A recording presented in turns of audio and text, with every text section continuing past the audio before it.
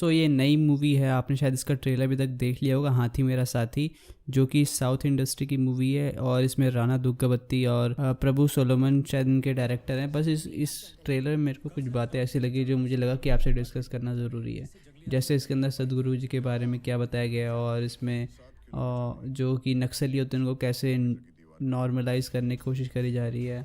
तो मुझे 2-3 चीज़ें इसमें लगी जो गलत हैं। इसका टॉपिक काफ़ी अच्छा है मूवी का, लेकिन इसमें ये चीज़ अगर नहीं होती तो और भी अच्छा होता। तो चलिए इसमें देखते हैं कि इन्होंने कैसे सदगुरु जी को ऐसे दिखाया कि वो गलत हैं। तो सबसे पहले जब आप सीन में देखेंगे, यहाँ पर एक कॉन्फ्रेंस होती है, तो आप इसमें देखिए, इसके अंदर एक इन्होंने देखिए जैसे आपको इस इमेज में दिख रहा होगा, इसमें बीच में एक आदमी खड़ा है और अगर आप इसको कंपेयर करें सदगुरु जी से तो बिल्कुल ही वैसा ही बना रखा है उनको। और आपको अगर आप सदगुरु जी की आप जैसे थग लाइफ वाली वीडियोस वगैरह में हमने भी शायद 1-2 डाली हैं, अगर आप उनको फॉलो करते हो तो उसमें आपको एक याद होगा जब एक बार मैं आपको वीडियो दिखा देता हूँ। You've spoken about how you believe that like we must live in harmony with nature, etc. You told us that we've come here and we've taken over the land which belonged to snakes. No, that is true everywhere. Huh? Correct. Taking you to the question I'm so sorry to stop you, sir. In case you're not comfortable answering that, No, I'm okay with any question. All right. So, a lot of the infrastructure just make the question smaller and 30 seconds. More. A lot of the infrastructure 30 seconds is a long question. 5 seconds. 20 seconds. A lot of the infrastructure of the Isha Foundation has been built on elephant corridors, Really? something which both the National Green Tribunal as well as the High Courts have admitted to without the requisite permissions. We tell you this goes against rule of law, which you stand for. This goes against living in harmony with species, both of which you've spoken right here at Nalsar. So if you could clarify regarding that. Okay. There is a fan following for that also. So right now, all of you, those of you who are clapping and screaming, listen to me. You also, ma'am. What's your name? Huh? Sanchita? Ankita. Okay. Now we'll do one thing. I don't know what authority you have to say it's an elephant corridor. Listen, let me finish. The State Forest Department clearly has submitted to the High Court that this is not an elephant corridor. The Wildlife Trust of India has given a clear directive to the NGT that it's not an elephant corridor. The World Wildlife Fund says it's not an elephant corridor. But you say it's an elephant corridor. I don't know what's your relationship with the elephants, okay? If you do not understand, right now we put up the map published by the Wildlife Trust of India as to which are the elephant corridors and which are not. And elephant corridor is not anywhere in 100 kilometers of where we are. You can go look up the map today. Now, you can open up your cell phone and look it up now.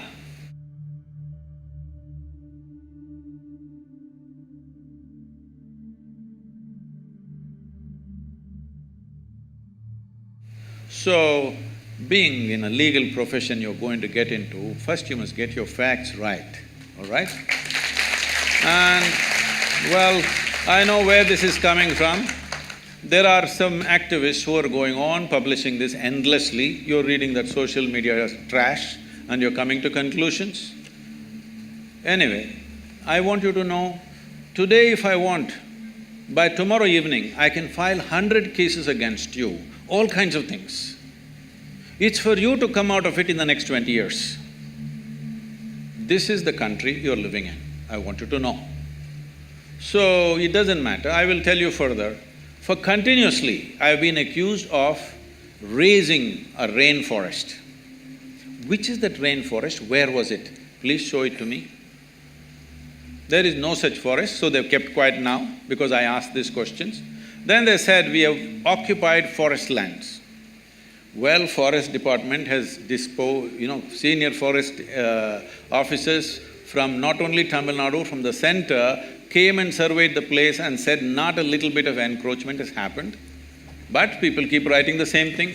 Now I'm asking you, if you're really interested in justice, you and your friends who are clapping for everything, I will ask you to come. 10-15 of you come with cameras. I will give you all the maps, the survey maps and revenue maps and forest maps. You walk across, we'll give you total freedom to do the survey as you want, all right? If If 1 inch, not 1 acre, 1 inch of forest land is taken, I have said this yesterday also, day before yesterday also, because I am surprised the same question is being asked, I will leave the country. You will not see me again. Is this good enough? Will you do it? So we'll take one final question. No, let me finish this, huh? This is a charge, this is not a question. Now, if one little bit is taken, forest land, you will never see me again, you will never hear me again, okay? I'll be gone. Okay. Well, wait. I will tell you the kind of activism that is happening there. Why? I'm sure many of you may be associated with this, I'm saying this on camera, it can be published, I don't care what, because I've reached a point where death threats are every day from these kind of people. Why all this is happening is… तो जैसे कि आपने इस video में देखा कि कैसे same problem जो कि एलिफेंट कॉरिडोर से रिलेटेड है वही सेम कॉन्सेप्ट पे ये लोग वीडियो में भी बता रहे हैं, और जबकि सदगुरु जी ने पूरी तरह से एक्सप्लेन कर दिया कि भाई वो जो एरिया है वो किसी भी तरह से हमने नहीं एक्वायर करा है, फिर भी इतने बड़े लेवल की मूवी बन रही है जो कि वो लोग डायरेक्ट अटैक नहीं कर पा रहे सदगुरु जी पे, तो अब इनडायरेक्टली मूवी से ऐसा कर रहे हैं, तो कि मेरे हिसाब से काफ़ी गलत काम है। सदगुरु जी जो पेड़ों के लिए और कावेरी के लिए इतना अच्छा काम करा था उसके लिए काफ़ी गलत खबर है। और जो नक्सली भी होते हैं उनको भी एक तरह से सही दिखाया गया है कि वो नक्सली जो होते हैं वो मतलब इसके अंदर तो हाथी बचाने के लिए, वैसे भी असली में जैसे न्यूटन मूवी में भी ऐसा दिखाया था कि ये लोग नक्सली जो होते हैं अच्छे होते हैं इनका, और ये सरकार से अपने काम करवाने के लिए ऐसे करते हैं, लेकिन रियलिटी में ऐसा नहीं होता। मेजर केसेस में वो सिर्फ पैसों के लिए करते हैं। तो मेरे लिए मुझे यही सब चीज़ें 2-3 चीज़ें लगी जो इस मूवी में दिखाई गई है और जो गलत है। इसका टॉपिक काफ़ी अच्छा है पर उनको ये सब अपने प्रोपेगेंडा कहीं और करने चाहिए, ऐसी अच्छी मूवी में नहीं करने चाहिए। धन्यवाद।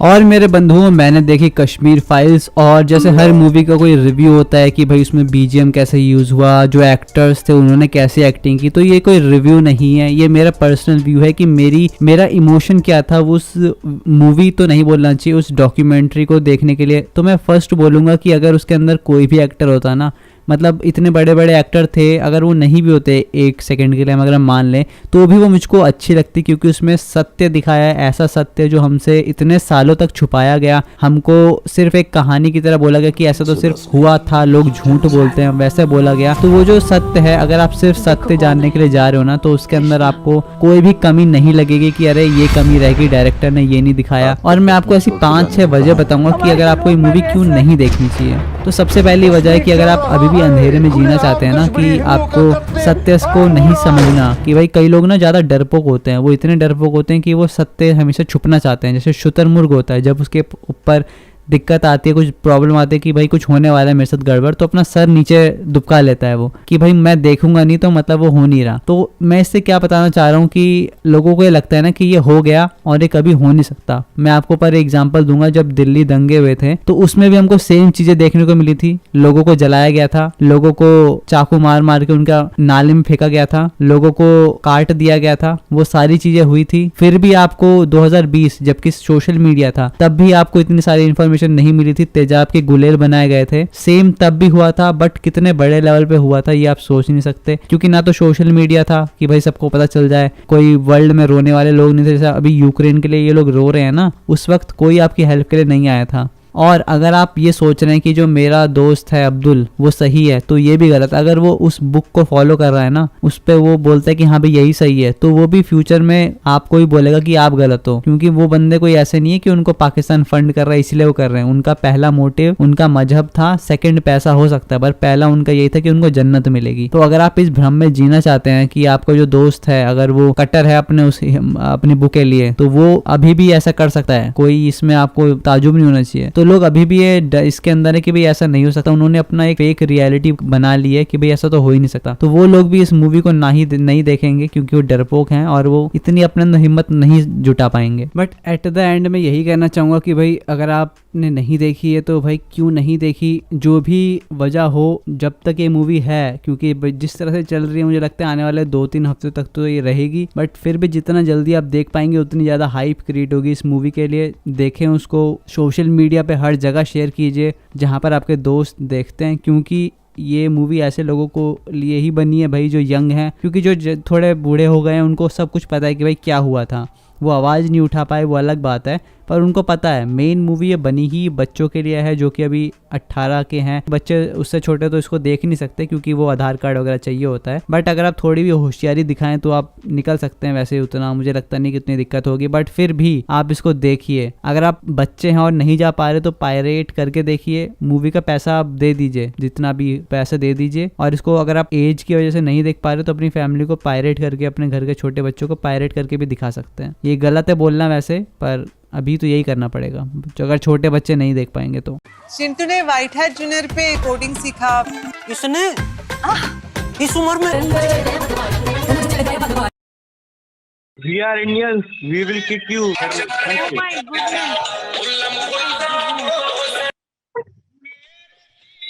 This is a great.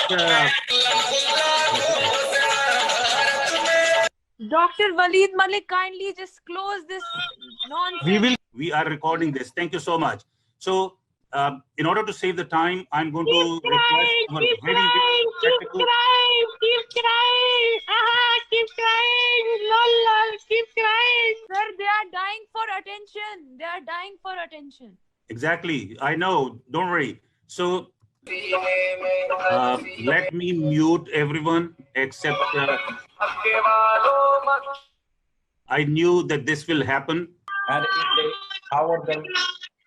if they empower them, if they empower them economically, then that power is used to crush the will of the people of Jammu and Kashmir. So as sanctions movement, we also very clearly state that we, the people of Jammu and Kashmir, with the help of Pakistan and with the help of the international community, would continue. So, Dr. Waleed Malik, kindly mute your this camera, please. Kashmir issue in the United Nations, and now as a president is factual. We really appreciate joining us. Does not have any patience to the truth. So let me take this person out because this person does not have the patience to hear the truth. Okay, now who is this? Let me try to find out. So, also we have. Now that we've helped you customize. So, although we had our very dear friend and honorable dispute, and I am aware that.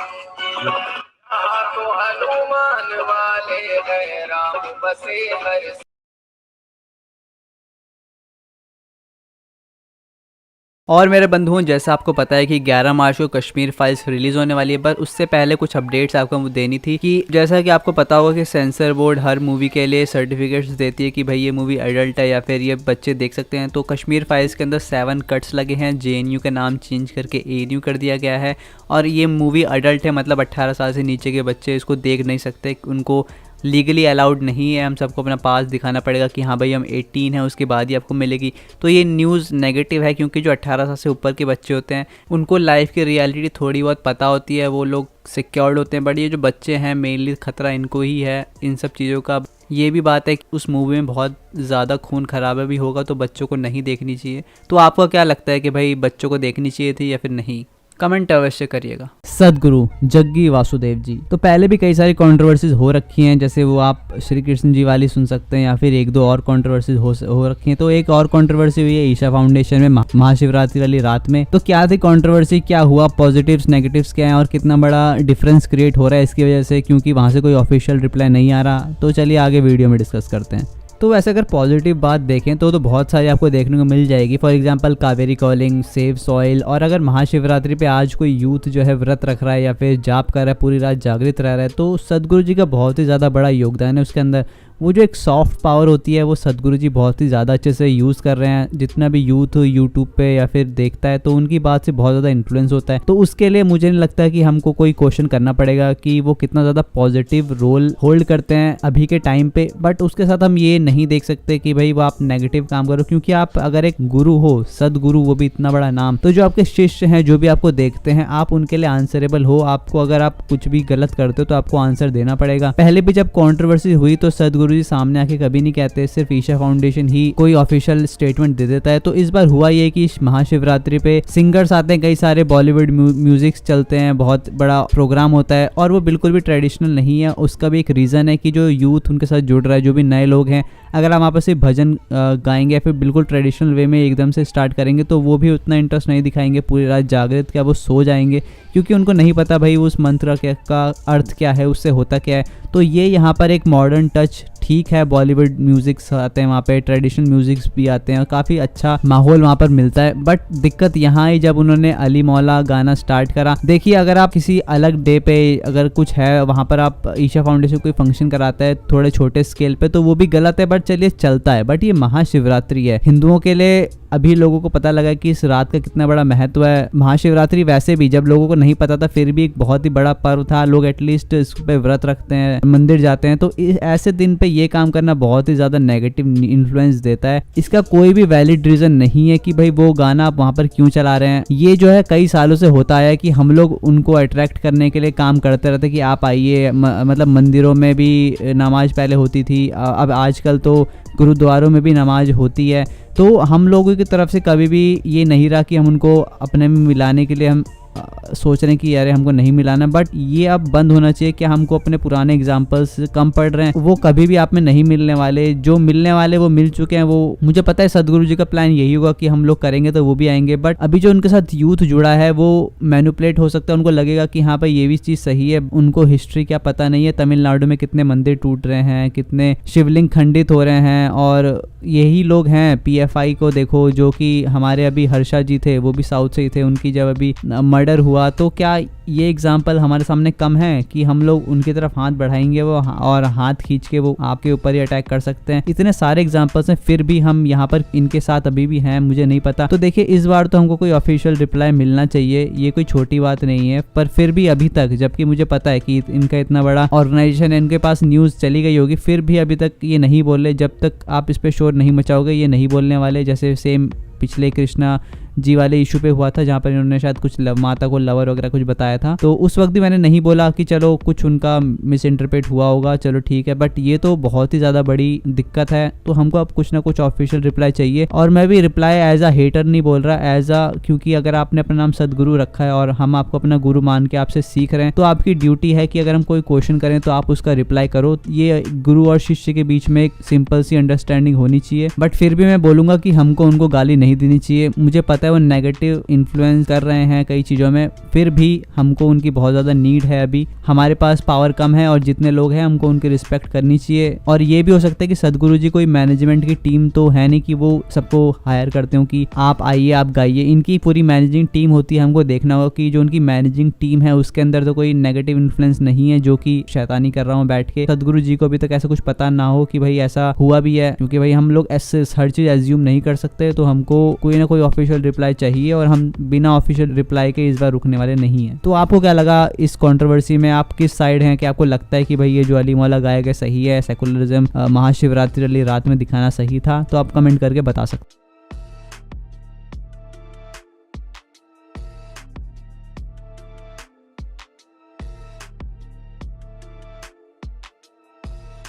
तो स्वागत है आपका dang बंदूक cooking classes में, और आज मैं आपको बनाना सिखाऊंगा सड़ी हुई भुर्जी। तो इस भुर्जी का मेन इंग्रेडिएंट है, लगती नहीं है, और जब आप उस चीज को एक बार खाते हो तो आप सेकंड टाइम खाते हो क्या? नहीं ना। कि अगर आपको कोई चीज़ का टेस्ट नहीं पसंद आता तो उसको बार बार आप क्यों खाते हो। वो इसमें ये बताना चाह रहा था कि भाई प्रतीक पुराड़े जी हैं, उनको जो मूवी नहीं पसंद आती वो फिर भी उसको देखते हैं, फिर भी रिव्यू करते हैं। तो मैं सेम सवाल इससे भी पूछूंगा कि अगर तेरे को प्रतीक बोराड़े का कंटेंट नहीं पसंद तो तूने जो है 5-6 रोस्ट वीडियो क्यों निकाल रखे हैं। हाँ, ये इसकी पहली रोस्ट वीडियो नहीं है, इसने पहले भी, अगर आप इसकी हिस्ट्री में जाके देखें तो पहले भी इसने 5-6 एक्सपोज वीडियो सिर्फ और सिर्फ प्रतीक बोराड़े पर ही बना रखी है, और सिर्फ प्रतीक पे नहीं बल्कि और भी कंटेंट क्रिएटर्स हैं जिस पे इन्होंने रोस्ट वीडियो बना रखी है। तो अगर भाई तेरे को उनका कंटेंट नहीं पसंद तो क्यों बनाते हैं। पैसे की इच्छा, पैसे की लालच, पैसे की भूख। अब तू बोलेगा भाई मैं सोसाइटी का भला करना चाहता हूँ तो इसलिए बनाता हूँ, मैं अपने दिल पे पत्थर रखे, तो भाई वो भी वही कर रहे हैं, उनको नहीं पसंद ना कि भाई सोसाइटी में ऐसी मूवीज़ आए इसलिए वो कंटेंट बना रहे हैं। बट फिर तुम भी तो वही गलती कर रहे हो ना जिसके लिए तुम उनको गलत बता रहे हो, और ऐसा क्यों कर रहे हो। तो प्रतीक भैया ने मनी हाइस्ट का रिव्यू करा और उसको नेगेटिव रिव्यू दिया कि भाई मुझे नहीं पसंद आई, तो भाई वो उनकी मर्जी है, वो जो चाहे रिव्यू। तुम भी तो भाई एक्सपोज वीडियो 5-6 बना चुके हो ना, तो तुम क्यों भाई उसको बार बार रिपीट कर रहे हो, तुम क्यों उस पर व्यूज़ छाप रहे हो। क्योंकि तुम्हारा चैनल भाई डेड हो रखा है, 1 लाख लगभग 20 या 44 हज़ार का तुम्हारा चैनल है, तुम्हारे व्यूज़ आते हैं ले दे के 10,000 11,000, और तुम्हारी रोस्ट वीडियो पे कितना व्यू आए हैं, बल्कि तुम्हारी नॉर्मल वीडियो पे वो तुमको भी दिख रहा है और हमको भी, जिसको थोड़ी नॉलेज है यूट्यूब की उसको पता चल जाएगा। और तुम ये रोस्ट वीडियो क्यों बना रहे हो। पैसे की इच्छा, पैसे की लालच, पैसे की भूख। और अब बात आती है कि अनाउंसमेंट टीज़र को रिव्यू करना। देखिए भाई, अब तुमसे पूछ के कोई अपना रिव्यू नहीं करेगा कि भाई मुझे इसका रिव्यू करना है या फिर नहीं करना। बट अगर हम तुम्हारी हिस्ट्री में जाएँ तो तुमने भी कई सारे ऑफिशियल टीज़र को और अनाउंसमेंट टीज़र को भी तुमने भी रिव्यू करा है, तुमने उसके बारे में बताया। फॉर एग्जाम्पल आप ये देख सकते हैं, ये Prabhas 21 announcement, Prabhas 21 movie plot, Deepika Padukone. तो तुमने भी तो भाई अनाउंसमेंट आई है उसके ऊपर ही, उसके बेसिस पे रिव्यू करा है। पहली बात तो यार तुम किसी और को नहीं बता सकते कि उसको रिव्यू करना है या फिर नहीं करना, बट तुम भी ये काम कर रखा हो। तुमने तो भाई फर्स्ट लुक का भी कर रखा है, तो भाई तुम होते कौन है बोलने वाले कि और बंदे नहीं कर सकते। और कौन सी फ्रेंचाइजी किसको बेकार लग रही है, किसको अच्छी लग रही है, वो हर किसी का पर्सनल व्यू होता है। इसीलिए हम लोग यूट्यूब चैनल बनाते हैं ताकि हम लोग कंटेंट डिलीवर कर सके, अपनी थिंकिंग लोगों तक पहुंचा सकें। और हाँ, पैसा भी एक पॉइंट ऑफ व्यू होता है कि हाँ सबको पैसा कमाना है, उससे कोई भी फ्री में काम नहीं कर सकता जैसे तुम नहीं करते। तो प्रतीक जी पता नहीं कब बंद करने वाले अपना हेट फैलाने का सिस्टम, बट आपने बहुत ही ज़्यादा अच्छा हेट फैलाने का सिस्टम स्टार्ट कर रखा है बहुत पहले से। इतने सारे रोस्ट वीडियो क्यों हैं आपके अबाउट अस में लिखा है क्या भाई बॉलीवुड की मूवीज़ या हॉलीवुड की मूवीज़ रिव्यू करते हो। आपके चैनल बैनर आर्ट पे भी ये नहीं लिखा कि भाई आप कहीं पर रोस्ट वीडियो करने वाले हो। तो आप अपने चैनल, अपने जो ऑडियंस है उनको धोखा दे रहे हो ऐसा कंटेंट खिला के जो उनको आप प्रॉमिस नहीं करते। तो सबसे बड़ा हेट तो शायद आप ही फैला रहे हो। और प्रतीक बोराड़े ने कभी भी आपको रिप्लाई नहीं करा, जबकि वो पहले भी कर सकते थे, बट उन्होंने कभी रिप्लाई नहीं करा। और पीछे आप पड़े हो किसी को भी मेंटली टॉर्चर करना, ये बिल्कुल भी सही बात नहीं। आप लोगों में एज डिफरेंस भी कितना है, शायद अब अपने अर्ली 20s में होंगे, और जो प्रतीक जी हैं वो लाइक 30s में होंगे, उनकी मैरिज भी हो रखी है। उनको ऐसे भद्दे भद्दे कमेंट करना और अपशब्द देना मुझे कहीं से भी सही नहीं लगता। आप रोस्ट करो, अब बिल्कुल रोस्ट करो, बट लॉजिकल पॉइंट्स पे। आप खुद भी वही गलती कर रहे हो, अभी तो और करने वाले हो। और हाँ, बात रही कि प्रतीक बोराड़े जो है पैसे के भूखे हैं, तो मैं इसमें एक आपको एग्जांपल बताता हूँ। अगर आप एक नदी है, उसका बहाव अगर राइट की तरफ जा रहा है, तो अगर आप राइट की तरफ तैरोगे ना तो आप हमेशा ही बहुत आगे तक जाओगे और आपको दिक्कत नहीं आएगी। तो प्रतीक बोराड़े जी अगर बॉलीवुड का अभी तक फेवर करते होते, 2010 से उन्होंने चैनल बनाया है, तो अभी तक मैं आपको चैलेंज कर सकता हूँ उनके 1 मिलियन प्लस चैनल सब्सक्राइबर्स होते। वो कई सारे बड़े बड़े डायरेक्टर्स के साथ बैठते, उनका अच्छा खासा पैसा उनको मिलता, बट उन्होंने वो नहीं करा। उन्होंने नेगेटिव साइड जाना शुरू करा। लोग जो है सुशांत जी की डेथ के बाद से बॉलीवुड को बाइकआउट कर रहे हैं, उन्होंने वो काफ़ी पहले से कर रखा है। तो सोचो अगर उनको पैसा ही कमाना होता तो फिर वो जो है बॉलीवुड को बढ़ावा देते, उसको प्रमोट करते, और आज वो इतना पैसा कमाते जितना शायद आप नहीं कमा पा रहे। तो ये बोलना कहीं से भी सच नहीं है कि भाई उनको पैसा मिल रहा है। अगर आप उनका चैनल जाके देखें तो उस पर भी बहुत ज़्यादा अच्छा व्यू नहीं है। 2010 सोचो, 2010 वो टाइम है जब यूट्यूब पर इतना ज़्यादा बूम नहीं था, लोग इसको उतना ज़्यादा सीरियसली नहीं करते थे। तो अगर वो तब से एक एक वीडियो भी डालना स्टार्ट करते ना, तो आज वो बहुत बड़ा नाम बन चुके होते। और इस वीडियो का मेन पॉइंट उन्होंने बोला था कि भाई जो मूवीज़ होती है वो सिर्फ एंटरटेनमेंट के लिए होती है, उसमें कोई भी प्रोपेगेंडा नहीं होता। उन देशों में होता होगा, हमारे यहाँ तो नहीं होता। तो भाई इनके शायद नज़र का चश्मा लगा है, बट अकल का चश्मा शायद अभी हमारे दुनिया में नहीं आया, तो इनकी अकल अभी कमज़ोर है। इनको शायद KGB के बारे में नहीं पता, जिसने इनडायरेक्टली रशिया का एक एजेंसी है जिसने भारत को काफ़ी टाइम तक कंट्रोल करा था, वो भी एंटरटेनमेंट के रास्ते से ही। और अगर आज भी देखें तो बहुत सारा पैसा नेटफ्लिक्स का या फिर अमेजॉन प्राइम का, ये बाहर की कंपनियाँ हैं जो यहाँ पर आई हैं।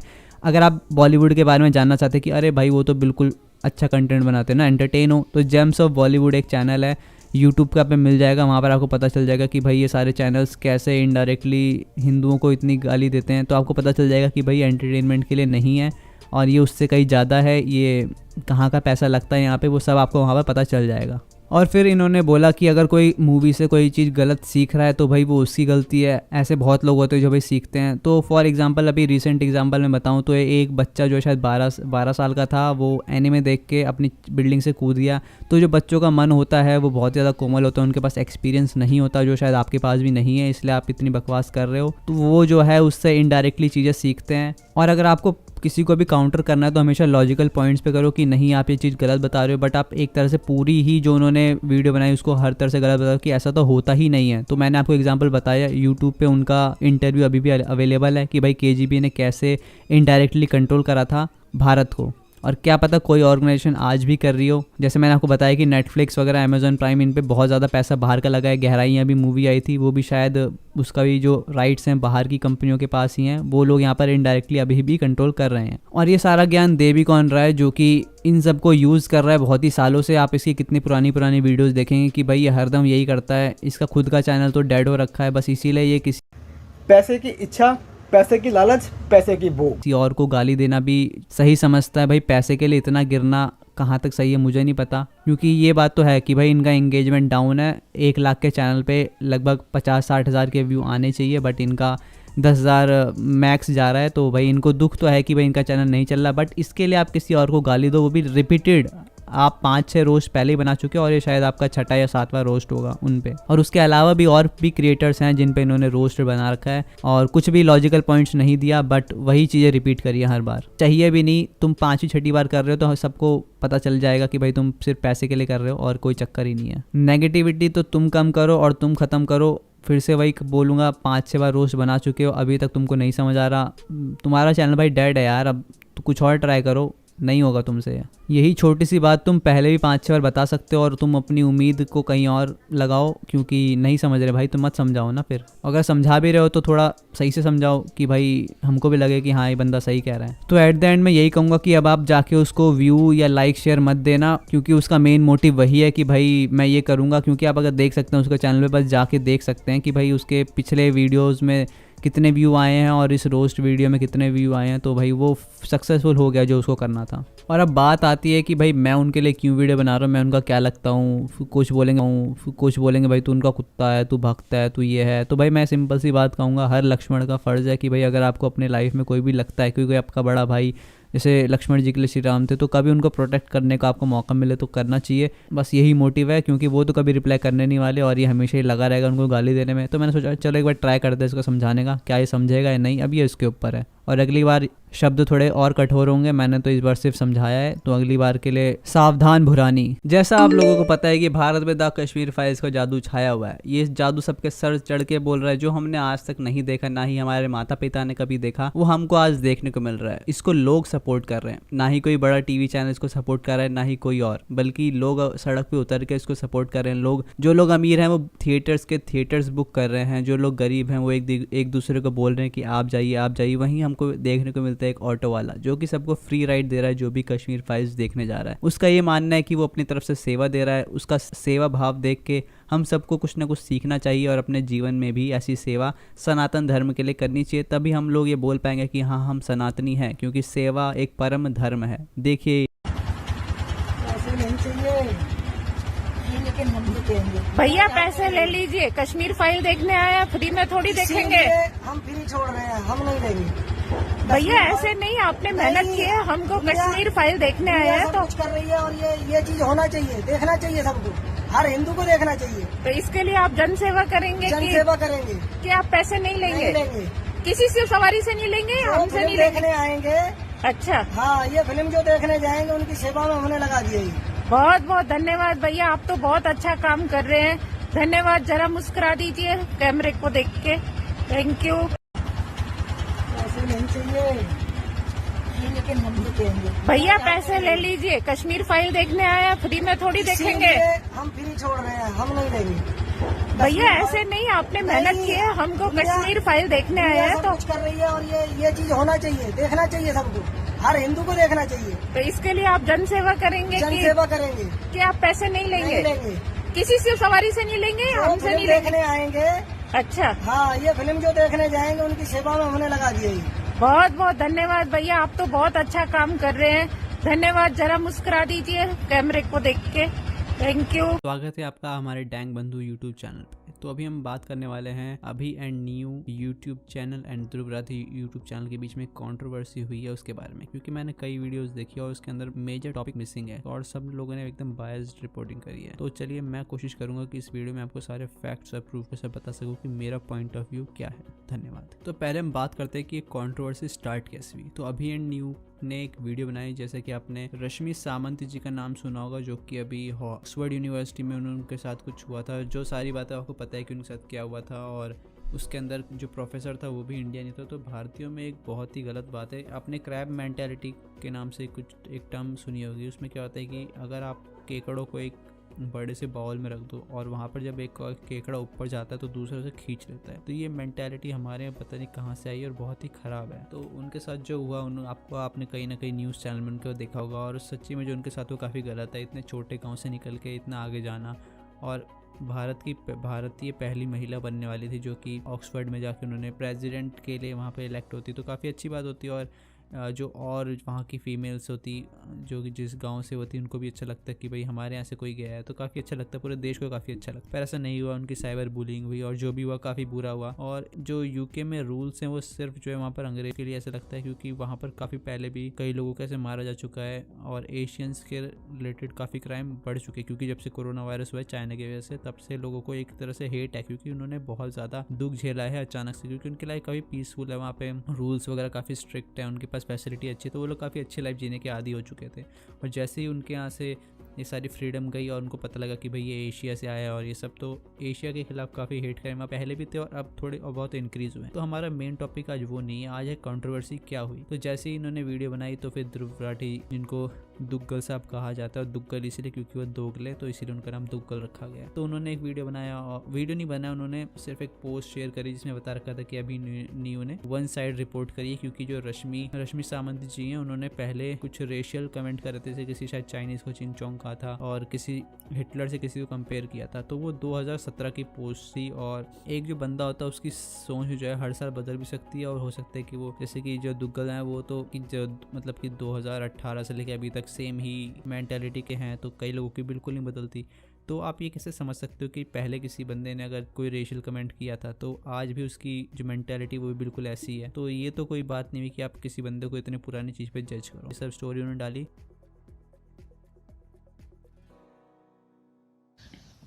इतना सब होने के बाद जिन भी क्रिएटर्स को नहीं देखने हैं वीडियोस, मत देखो। मुझे आपकी विशेष टिप्पणी की बिल्कुल जरूरत नहीं है कि हमारा कंटेंट ऊपर जा रहा है नीचे जा रहा है, वो we will figure it out. That's none of your problem यार. Why you interfering? क्या मैं आपको ऑनलाइन डिफेम कर रहा हूँ? नहीं कर रहा हूँ। अब आपके देश में खुश रहा हूँ, मैं मेरे देश में खुश रह रहा हूँ। आपको जो वीडियोस बनाना है आप बनाओ, मुझे जो वीडियोस बनाना है मैं खुद बनाऊंगा ना। आप क्यों मुझे सलाह दे रहे हो? आपकी सलाह किसने मांगी? क्योंकि बात तो आप ऐसे कर रहे हो कि मैं आपके छत्र छाया में पड़ा बला हूँ, मैं आपका शिष्य हूँ, और मैं जो काम कर रहा हूँ वो देख के आप डिसअपॉइंट हो गए हो। एज इफ मैं आपसे परमिशन लेके वीडियो बनाता हूँ और एक वीडियो मैंने आपकी परमिशन के बिना बना दिया जो आपके थॉट प्रोसेस के अगेंस्ट जाता है, और उसके लिए आप आपका ओपिनियन थोप दोगे ना, थोप दोगे। और उसके बाद मैं आपको कई लोगों ने जो बात नहीं नोटिस करी वो मैं आपको बताना चाहूँगा, क्योंकि कुछ समय पहले जब ये कंट्रोवर्सी हुई भी नहीं थी, तो उससे एक हफ्ते पहले अभी एंड न्यू ने ध्रुव राठी के ऊपर एक स्टोरी अपने इंस्टाग्राम में पोस्ट करी थी। और ये क्या होता है कि हम उनको बोलेंगे कि भाई उनकी पर्सनल चॉइस थी, वो कर सकते, पर अभी अब वो कोई नॉर्मल बंदे नहीं, क्योंकि उनके पास एक तो 1 मिलियन के अराउंड शायद उनकी फॉलोइंग है, और वो एक तरह से अब एक पब्लिक फिगर है। जो वो कहते हैं तो लोग उनको सुनते हैं और तो उन्होंने एक स्टोरी शेयर करी थी ध्रुव राठी की। ध्रुव ने दुग्गल साहब जी ने स्पॉटिफाई पे एक पॉडकास्ट करी थी जहाँ पर उन्होंने बजट डिस्कस करा था। तो उन्होंने ये देखो, जैसे आपको दिख रहा है, for those who want to know the budget, know the process of India's budget, Mahabharat with Dhruv Rathee is a good place to start. तो उन्होंने इनका जो है दुग्गल जी का एक स्पॉटिफाई का शेयर करा, तो उससे ये बात आई कि भाई ये तो लेफ्ट है, ये लोग पूरे साल भर जो कि वन साइडेड रिपोर्टिंग करते हैं। आपने जितना भी देखा होगा वन साइड रिपोर्ट ही मिलती है इनकी। और जब इनको गलत साबित होते हैं तो ये जो है डिलीट कर देते हैं। काफ़ी सारी बातें सामने है जब ये डिलीट करके भागे ना पड़ा इनको। तो ऐसे बंदे, अब ये सोचिए कि किसी बंदे ने उनका वो सुना और वो इनसे इन्फ्लुएंस हो गया, तो वो किसकी गलती है? आपने तो उसको ये जो एक, जैसे कि अगर मैं किसी बंदे को शराब पिलाऊं, उसको अगर कहीं, क्योंकि पहाड़ियों में मैंने सुना कि जब उनका बुखार अगर होता है तो थोड़ा सा वो एक ढक्कन में शराब का पी लेते क्योंकि थोड़े गर्म होते। चलो दवाई की तरह तो ठीक है, पर आपने उसको लत लगा दी तो वो बंदा दारू पी के वो लीवर खराब हो गया, उसके पूरा हुआ, तो एक तरह से आप पे ही इल्जाम आएगा कि आपने ही उसको दारू मूलम उसकी लत लगाई। तो ऐसे ही जब आपका 1 मिलियन का अकाउंट है और कोई बंदा, क्योंकि क्या होता है कि आपसे जो 1 मिलियन अकाउंट में जो आपसे 100% इन्फ्लुएंस्ड बंदे हैं वो आपके में सिर्फ होते हैं 20% और उनके पीछे भीड़ होती है 80% की, जो कि सिर्फ आपको फॉलो करती है क्योंकि आप एक आइडियोलॉजी, क्योंकि क्या है कि जो इनका कंटेंट है वो एक पॉजिटिव कंटेंट है, वो इंडिया के बारे में हमेशा पॉजिटिव चीज़ दिखाते हैं और हाँ कभी कभी अनबायस्ड भी हैं, तो ये कभी कभी नेगेटिव भी दिखाते हैं जो कि असली में है, जो कि चेंज होना चाहिए। तो काफ़ी लोग खुश रहते हैं और इनका कंटेंट अच्छे से कंज्यूम करते हैं। तो इन पे यही बात है कि भाई आप इनका कंटेंट क्यों दिखा रहे हो। वैसे तो आपको एक और मैं इमेज दिखाता हूँ जिसमें इन्होंने ये लिखा हुआ है कि don't worry, we never worry about the opinion of people outside the country anyway. ये इनका काफ़ी पहले का 3 फरवरी 2021 का है। तो एक तरफ तो आप ये कह रहे हो और तो बीच में कुछ ना कुछ हिपोक्रेसी तो आपकी है। और ये जो पोस्ट है ये वाली जैसे 3 फरवरी को, तो हमारा बजट जब आया था तो उसी से 1-2 दिन पहले की होगी, तो ये 1-2 महीने के अंदर ही, क्योंकि ये भी 2021 की है और वो भी 2021 की है, तो ये 1-2 महीने में ही कैसे पलट गए कि आपको इतना अच्छा क्या लग गया उसके अंदर की जो पहले नहीं लग रहा था। या तो ये बात है कि पहले जो बात करा था वो आपके लिए नैरेटिव के लिए आपके लिए सेट नहीं थी और जब उसने सेकंड बात करी तो आपको कुछ अच्छा लगा तो आपने तो शेयर कर दिया। और बाद में ये देखिए ये भी इन्होंने एक क्लैरिफिकेशन दिया, we do not bother anyone, that episode is genuinely good, genuinely and informative, specially since the budget was recently passed, hence shared it, no other intention। तो क्या सिर्फ और सिर्फ क्योंकि देखिए अब एक बंदा क्या क्या बन सकता है। अब इनको दुग्गल जी को ये भी कहा जाता है कि ये 1 मैन आर्मी है, हर चीज़ पे ये एक्सपर्ट ओपिनियन देते हैं। अब भाई ये कोई इकोनॉमिस्ट तो है नहीं। अब या तो जर्मनी का जो सिलेबस है उसके अंदर इनको हर चीज़ का एक्सपर्ट बनाते हो तो अलग बात है, कोई जर्मनी से या तो बताए कि भाई ऐसा भी होता है वहाँ पे। तो ये एक बात तो सामने है कि ये कोई एक्सपर्ट नहीं है। और सेम हमारे यहाँ कुछ IIM स्टूडेंट्स होंगे, कुछ IIM के प्रोफेसर होंगे, अगर आप उनकी देते उन कंटेंट देते कि भाई ये देखो ये IIM से हैं और ये इन्होंने ये सब का रखा है और इनसे आप सीखो, तो उनका देख सकते थे कि भाई वो तो एक्सपर्ट हैं, उन पर भरोसा भी किया जा सकता है। और वो भारत में ही अगर वो कुछ गलत फैलाएंगे तो उनसे बाद में बात करी जा सकती है कि भाई आप रॉन्ग इन्फॉर्मेशन क्यों दे रहे हैं। अब ना तो ये भारत में रहते हैं और यहाँ पर कोई भी कंडीशन उनको कभी कोई फर्क नहीं पड़ेगा, ठीक। तो ये बात तो है कि भाई अब लेफ्टिस्ट जो है वो किसी के सगे नहीं होते। अगर कभी जैसे कि आपने शायद दुग्गल जी की पहले की कोई पोस्ट आप देखते होंगे जो इन्होंने इस्लाम के बारे में कहा है, लेकिन अब तो ये नहीं कहते। तो अगर इन्होंने बीच में एक बार गलती से किसी की तारीफ कर भी दी तब इनके जो खिलाफ सारे लेफ्ट वाले इनके ही खिलाफ हो गए थे। ऐसी लॉबी है जहाँ पर ये सिर्फ एक ही नैरेटिव पे काम करते हैं और सेकंड नैरेटिव के लिए कोई जगह नहीं है। तो अब शायद इनको समझ आया होगा कि ये फिर से चलो ये बात तो अच्छी की है, फिर से ऐसा कभी नहीं करेंगे कि इनकी कोई पोस्ट शेयर करेंगे कि और इनको ग्लोरीफाई करने की कोशिश करेंगे, कि उनको समझ आ गया कि भाई मैंने जो चाहा था कि मुझे भी सपोर्ट मिलेगा उनको नहीं मिला। क्योंकि सिंपल सी बात है, देखो ध्रुव राठी का जो यूट्यूब का चैनल है इनका 7 मिलियन का है, तो और इनका 1 मिलियन का, तो हर कोई चाहता है कि भाई उसको बड़ा क्रिएटर की हेल्प मिल जाए, उसको एक बार उसके साथ बात हो जाए ताकि उनको भी कुछ ना कुछ सपोर्ट मिले। तो ये भी इंटेंशन हो सकती है कि भाई अब आप सामने आए हो तो कुछ ना कुछ लोग बोलेंगे ही आपके बारे में। तो ये एक थोड़ी सी बैक स्टोरी थी जो शायद कई लोगों को नहीं पता कि इन्होंने पहले कैसे इनकी हेल्प करी थी और यहाँ पर इनकी जो हिपोक्रेसी मैंने आपको दिखाई इस वाले ट्वीट में इनके। तो बस यही है कि भाई ये जो लेफ्ट विंग है किसी का सगा नहीं है। अगर आपको आज इन्होंने कोई अच्छी बात करी भी है तो वो सिर्फ प्रेशर में, क्योंकि उनके पास कोई सवाल उठाने के लिए कोई चीज़ नहीं मिली, इसलिए वो सिर्फ आपका साथ दे रहे हैं। पर जैसे ही इनका मौका आएगा ये फिर से आपके खिलाफ हो जाएंगे। और आपने एकदम रिसेंट एग्जांपल देख भी लिया। मैंने तो इनको एक तरह से बॉयकॉट कर ही दिया था कि भाई इनका कंटेंट क्यों ही देखना, कि जब ये अपनी हिपोक्रेसी करते रहेंगे तो इनका कंटेंट ही क्यों देखना। अब इनको भी समझ आ गया कि भाई अभी आगे से ऐसी बात कभी शायद ना भी करें। तो बताइए आपको वीडियो कैसा लगा और कुछ और आप कंटेंट देखना चाहते हैं तो मुझे कमेंट कीजिए, मैं कोशिश करूंगा कि उस पर वीडियो बना सकूं। धन्यवाद। स्वागत है आपका डैंग बंधु यूट्यूब चैनल पर। रंगों का त्योहार है, इसे रंगों तक ही रहने दो। इस होली दिलों पे रंग लगाएं, मिलकर कलरफुल और सेफ होली मनाएं।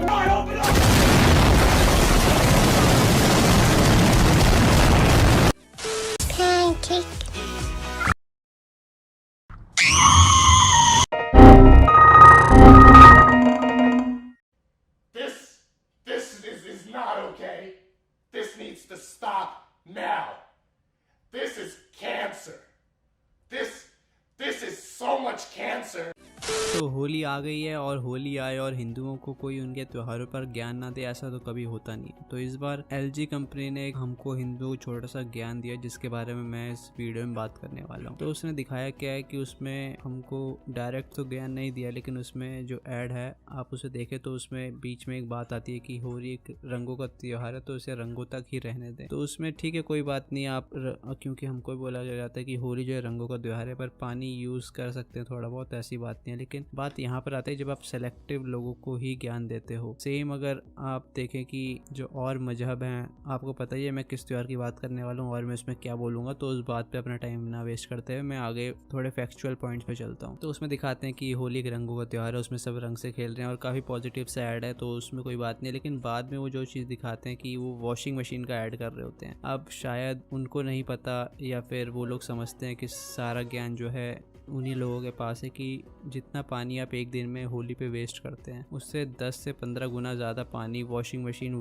पूरे साल में वेस्ट करती है। और सिर्फ LG की नहीं, मतलब जो वर्ल्ड वाइड पूरी वॉशिंग मशीन यूज़ होती हैं। भारत में तो अभी भी जो नॉर्मल घर हैं वहाँ पर अभी भी हाथ से धोया जाता है और जो कि वॉशिंग मशीन है वो बहुत ही ज़्यादा पानी वेस्ट करती है। तो मुझे उस पर कोई दुख नहीं है कि इन्होंने होली के लिए जो कहा, चलो वो तो हम इनकी बात कुछ सुनते नहीं है, तो कोई ऐसी बात नहीं है। पर ये क्या बात हुई कि आप वॉशिंग मशीन का प्रमोशन करने के लिए इतनी छोटी चीज़ के लिए इतने बड़े त्यौहार पे आप ऐसे आरोप लगाएं कि हम ही लोग सारा पानी वेस्ट करते हैं। अब ये तो वही बात हो गई कि अगर कोई वेस्टर्न टॉयलेट वाला आके बोले कि भाई पानी बचाओ, आपको पता है कि पर जो फ्लश होता है उस पर चाहे आप कुछ भी करके आओ, वहाँ पर कम से कम 1-2 बाल्टी पानी वेस्ट हो जाता है। और ये एक तरफा ज्ञान हमेशा ही दिया जाता है, पर मुझे इस पॉइंट पे ज़्यादा ही दुख हुआ कि ये वॉशिंग मशीन को प्रमोट करने के लिए हमको होली पे पानी ना वेस्ट करने के लिए कह रहे हैं। तो जैसे कि आप स्क्रीनशॉट में देख सकते हो, मैंने सिंपल चेक करा, मेरे को ऐसे पता तो था कि वॉशिंग मशीन से वेस्ट होते, पर हम इनकी तरह बिना फैक्ट के बात तो नहीं कर सकते। तो मैंने इसलिए सिंपल एक सर्च करा और पहले रिजल्ट में बता दिया कि भाई जो वॉशिंग मशीन है उससे इतना लाख लीटर पानी जो है हर साल वेस्ट होता है। तो मैं आपसे कहूँगा कि जैसे कि हमारे घर में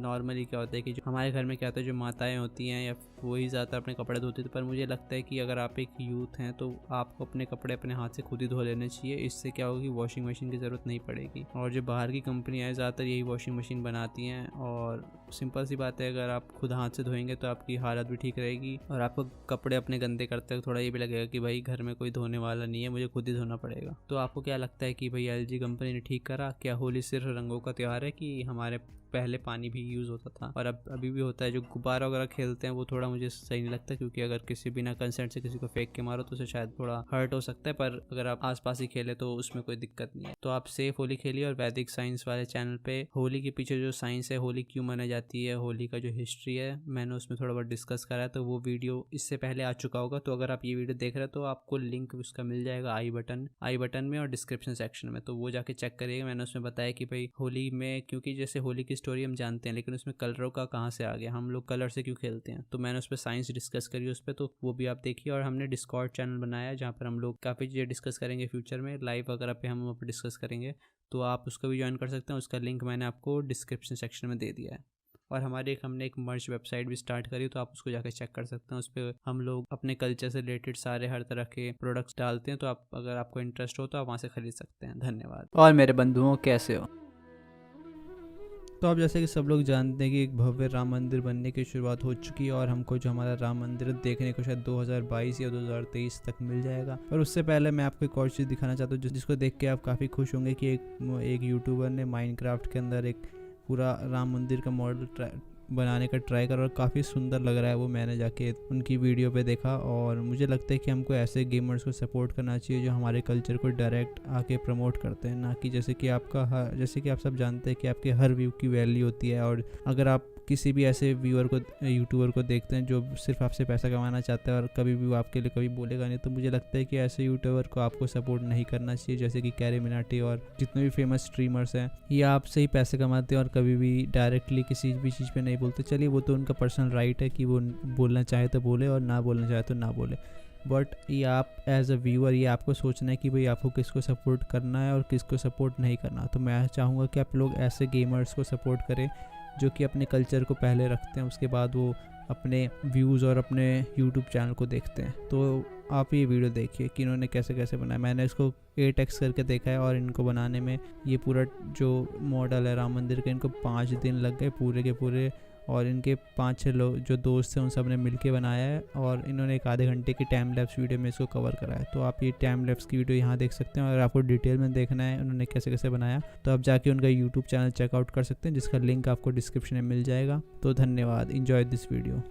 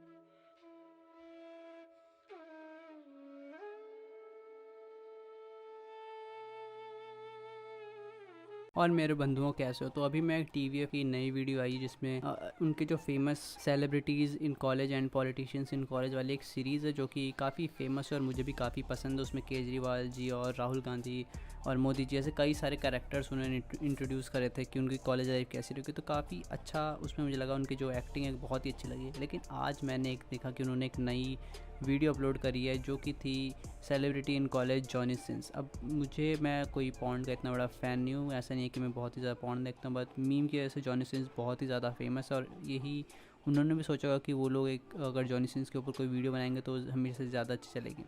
और इससे मुझे कोई भी प्रॉब्लम नहीं है कि TVF वाले कुछ भी अपलोड करें अपनी, क्योंकि वो उनका चैनल है, वो उस पर कुछ भी कर सकते हैं।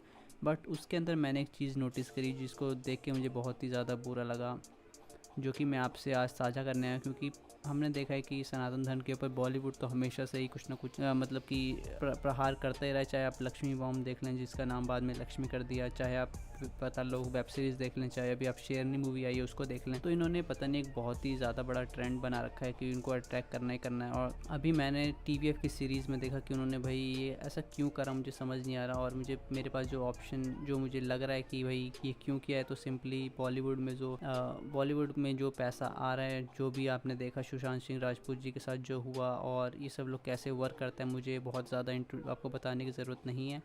और मैंने देखा कि जब हम शिफ्ट करते हैं सीन नंबर 30, मतलब 30 सेकंड के अंदर अंदर ही जॉनी सिंस को जो बताया जाता है कि वो उनकी वीडियोस में कि वो बहुत ज़्यादा अलग अलग कैरेक्टर्स लेते हैं, तो उसके अंदर काफ़ी सारे कैरेक्टर्स दिखा रखे हैं। जैसे कि उसके अंदर एक डॉक्टर, पुलिसमैन, एक पॉलिटिशियन है और एक एस्ट्रोनॉमर। यहाँ तक तो ठीक था, अगर आप कोई बिजनेस के और कोई वर्क के में रहते तो ठीक था, लेकिन बाद में वहाँ पर हमको दिखता है कि एक जॉनी सिंस को एक भगवा चोला ओढ़ के दिखाया जाता है।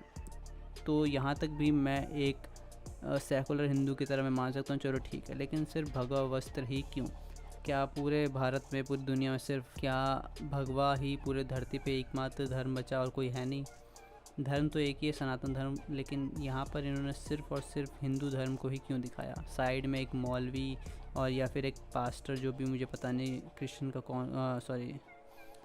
का कौन होता है, लेकिन भाई सिर्फ भगवा ही के पीछे लोग के हाथ धो के क्यों पड़े? और उसको बिल्कुल एक पैन करके जूम करके एकदम आराम से दिखाया गया है। ये भी नहीं कि आप उसे छुपाना चाह रहे हैं, आपने जानबूझ के उसके ऊपर, क्योंकि जो भी अगर थोड़ी भी वीडियो एडिटिंग करता है या फिर अपने घर पे ही कभी आपने वीडियो बनाई होगी, तो जो चीज़ पे आप फोकस करना चाहते हैं वहाँ पर आप थोड़ा सा पॉज लेते हैं, और इस पूरी वीडियो में भी वही हुआ है। इन्होंने बिल्कुल मस्त एकदम पॉज लेके वो वीडियो शूट करी है और उसको एक मस्त सा वहाँ पर एक फ्रेम दिया है, 2 बार, बल्कि दो बार दिखाया है इसको।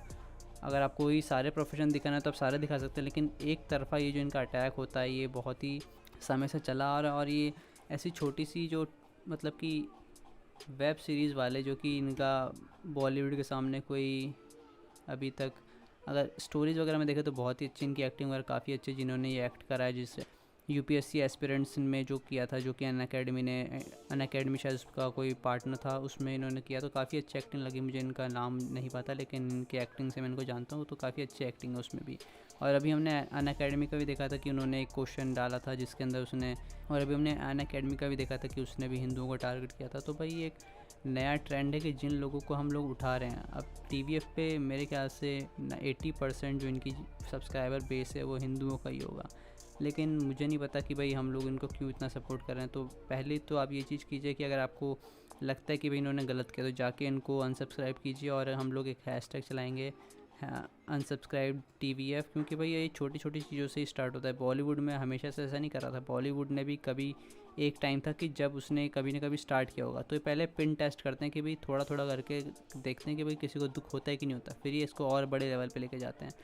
बॉलीवुड ने पहले सिर्फ गानों से शुरू किया, जैसे आपने कभी काफिर वाला कोई गाना सुना, जिसमें वो काफिर, अगर आप जेम्स ऑफ बॉलीवुड का ट्विटर हैंडल आप चेक करेंगे तो उसमें काफ़ी सारी चीज़ें उन्होंने ऐसे पॉइंट आउट कर रखी है। तो पहले वो गाने से शुरू हुआ था, फिर आज में वेब सीरीज़ में अगर हम कोई देखें, जैसे अनुष्का जो कि उसकी डायरेक्टर थी, उन्होंने उसमें दिखाया था कि एक पंडित जो है मंदिर में बैठ के मांस खा रहा है। तो ये बहुत ही छोटी छोटी चीज़ से स्टार्ट होता है, और अगर आप लोग इनको अभी नहीं पिन आउट करोगे तो ये बाद में जाके आपको और बड़े लेवल पे आपको हर्ट करेंगे। तो अब आप देख लीजिए आपको क्या करना है। मेरे को तो भाई जो मैंने देखा मैंने आपको बता दिया एज अ सिटीज़न, जो कि और एक एज अ हिंदू कि भाई हमको भाई ऐसा टारगेट क्यों किया जा रहा है। अगर आपके पास अब जो भी इस वीडियो को देखेगा तो उसके भाई या तो मुझे सीधे बोलेगा कि भाई तुम अनभक्त हो, तुम तो भाई हरदम ही ऐसा करते हो। तो भाई सिंपल सा मेरा एक क्वेश्चन है कि भाई सिर्फ अगर आपको सेकुलरिज्म ही दिखाना है अपना, या अपना वोकनेस ही दिखानी है, तो भाई ऐसा तो है नहीं कि भाई अगर, क्योंकि एज अ रेपिस्ट जो भी हमारे एक ट्रेंड चलता है लोगों में कि भाई भगवाधारी जो भी रेपिस्ट एज अ सिर्फ 2 ही लोग ऐसे हैं जो मोस्टली बोले जाते हैं, एक तो संत राम रहीम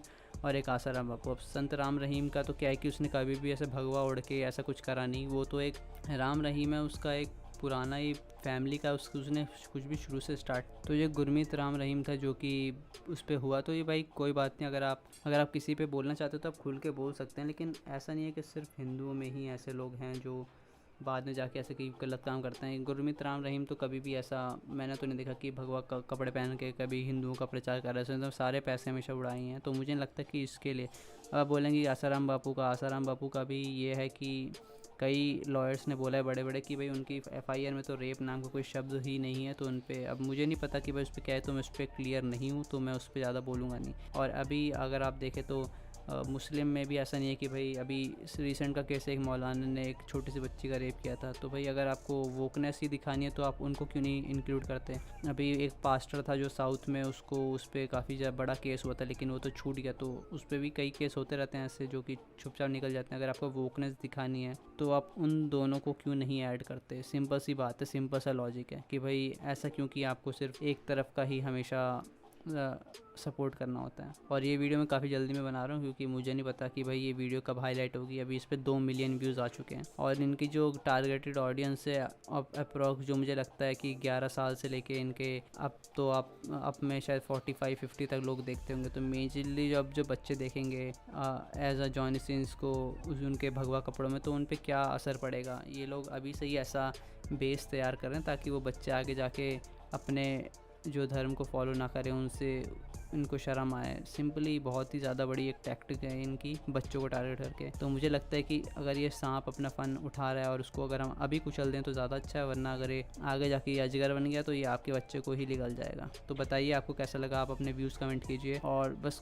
ये करिए कि इसको शेयर कर दीजिए थोड़े जो बड़े क्रिएटर्स हैं उनके साथ, ताकि उनको पता चले कि भाई ऐसा भी कुछ हुआ है। हमको इस मामले को हवा देनी पड़ेगी ताकि भाई ये आग पकड़े और लोगों को पता चले कि भाई फ्यूचर में ये आग उनका घर भी जला सकती है। तो धन्यवाद। और मैं इस चैनल पे अब कंटिन्यू रहूँगा, ऐसे ही सोशल इश्यूज़ पे मैं बात करता रहूँगा और मिक्स कंटेंट आएगा इस पर। कोई सिंपल मैं फॉलो नहीं करूँगा। अगर मुझे कोई मूवी का रिव्यू करना होगा वो भी कर सकता हूँ, इस पर बिल्कुल ही मिक्स कंटेंट रहेगा। धन्यवाद।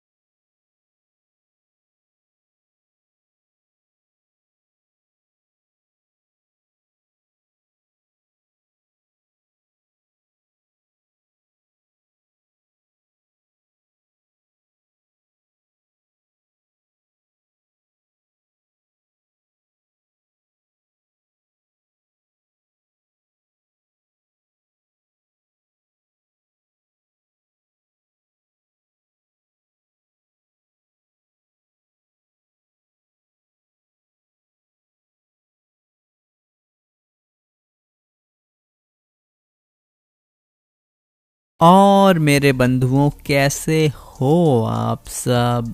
स्माइट का ट्रेलर जो है सबको बहुत ही ज़्यादा पसंद आ रहा है सीज़न 9 का, और उसका नाम है द धार्मिक एरा। सबको सिर्फ पॉजिटिविटी ही दिख रही है इसमें। थोड़ा पॉज लीजिए और मेरे साथ ये पूरा वीडियो देखिए ताकि मैं आपको समझा सकूं कि ये उतना ज़्यादा अच्छा भी नहीं है जो हम लोग समझ रहे हैं।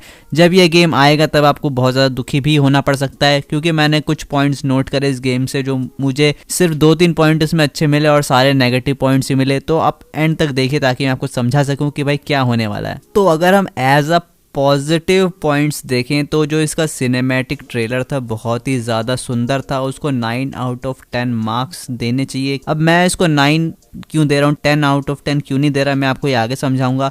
सिनेमैटिक ट्रेलर में इसकी जो वॉइस थी, जो भी शिव जी को जैसे रिप्रेजेंट किया गया था, गणेश जी को जैसे दिखाया था, बहुत ही सुंदर था। बट इवन अगर मैं सिर्फ ट्रेलर की बात करूं तो उसमें भी जो शिव जी थे उनका माथे पे एक त्रिपुंड होता है या फिर तीसरी आंख होती है, जो कि एक ऐसा उनका पार्ट है जो कि होता ही होता है। और रुद्राक्ष, शिव जी रुद्राक्ष को पहनते हैं अपने हाथों पैरों में, और रुद्राक्ष को चेंज करके उन्होंने कुछ काले से कंचे बांध रखे हैं, क्योंकि उनके जो डेवलपर्स हैं उन्होंने कहा है कि हम किसी को भी नाराज नहीं करना चाहते। तो बेसिक जो उनका डिज़ाइन है जो कि होता ही होता है वो भी उन्होंने मेंशन नहीं करा, तो मुझे लगता है कि वो ज़्यादा सीरियस नहीं है। अब जो स्माइट है वो भारत की मार्केट को कैप्चर करना चाहता है। पबजी जैसा गेम जो कि, क्योंकि यहाँ की गेमिंग इंडस्ट्री बहुत ही ज़्यादा बूम मारी है, अब जो स्माइट का ये गेम है ये एक फ्री टू प्ले गेम है, मतलब इसको फ्री में खेल सकते हो लाइक पबजी। बट जैसे पबजी के अंदर आपको स्किन्स वगैरह अनलॉक करनी पड़ती है, पैसे से आप लोग आरपी खरीदते हो, सेम आप इसमें भी करते हो। स्माइट के अंदर भी आप पैसे देके कुछ स्किन्स वगैरह ले सकते हो। तो उनका मेन मॉडल यही है कि वो कैसे हमारे इमोशंस को कैप्चर करके इसको खरीद सके। और शायद आपको ये भी ना पता हो कि शिव जी से पहले भी उसमें कई सारे भगवान हैं, फॉर एग्जांपल काली माता, श्री राम जी और गणेश जी। और इवन भगवान नहीं, उसमें कई सारे दानव भी हैं लाइक कुंभकर्ण, रावण और भी कई सारे कैरेक्टर्स हैं। चाइना के गॉड्स और कई सारे गॉड्स मिलके उसमें दिखाया जाता है, और प्लेयर वर्सेस प्लेयर बैटल्स होती है, उसमें वो लोग लड़ते हैं। फॉर एग्जाम्पल श्री राम जी लड़ेंगे रावण से और काली माता लड़ेंगी गणेश जी से, और इसमें से कोई भी जीत सकता है, कोई भी हार सकता है। इसीलिए इनको बहुत ज़्यादा हेट मिलती थी, और इसीलिए चाह रहे हैं कि जो अब उनका नया सीज़न आ रहा है, सीज़न 9, उसके अंदर ये चीज़ें ठीक कर सकें।